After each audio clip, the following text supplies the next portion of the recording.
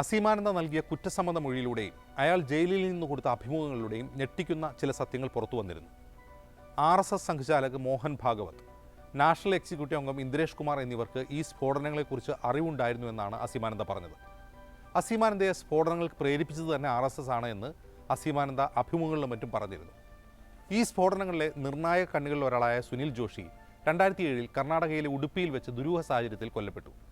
ഇയാളെ കൊന്ന കേസിലും പ്രഖ്യാ സിംഗും കൂട്ടാളികളും പ്രതി ചേർക്കപ്പെട്ടു. അസീമാനന്ദയുടെ വെളിപ്പെടുത്തലിൽ അന്വേഷണം RSSലേക്ക് നീളുമെന്ന സ്ഥിതിയുണ്ടായപ്പോൾ അതുവരെ വക്കീലിനെ വയ്ക്കാൻ വിസമ്മതിച്ചിരുന്ന അസീമാനന്ദയ്ക്ക് നിയമസഹായവുമായി അഭിഭാഷകരെത്തി. അസീമാനന്ദ കോടതിയിൽ മൊഴി മാറ്റി. മാലേഗാവിലെ 2ാം സ്ഫോടനത്തിലാണ് കഴിഞ്ഞ ദിവസം കോടതി പ്രഖ്യാ സിംഗ് ഉൾപ്പെടെയുള്ള പ്രതികളെ കുറ്റവിമുക്തരാക്കിയത്. ഇവിടെ ഇതുവരെ പരാമർശിച്ചത് അക്കാലത്ത് നടന്ന പ്രധാനപ്പെട്ട കൂടുതൽ മരണങ്ങളുണ്ടായ ഭീകരാക്രമണങ്ങൾ മാത്രമാണ്.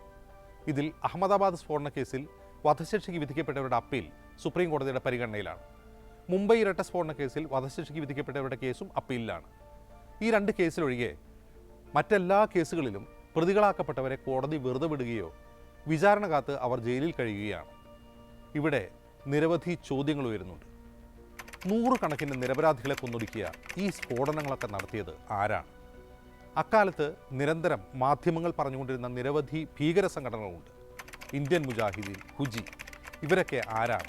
ഈ സംഘടനകൾ ഇപ്പോഴുമുണ്ടോ?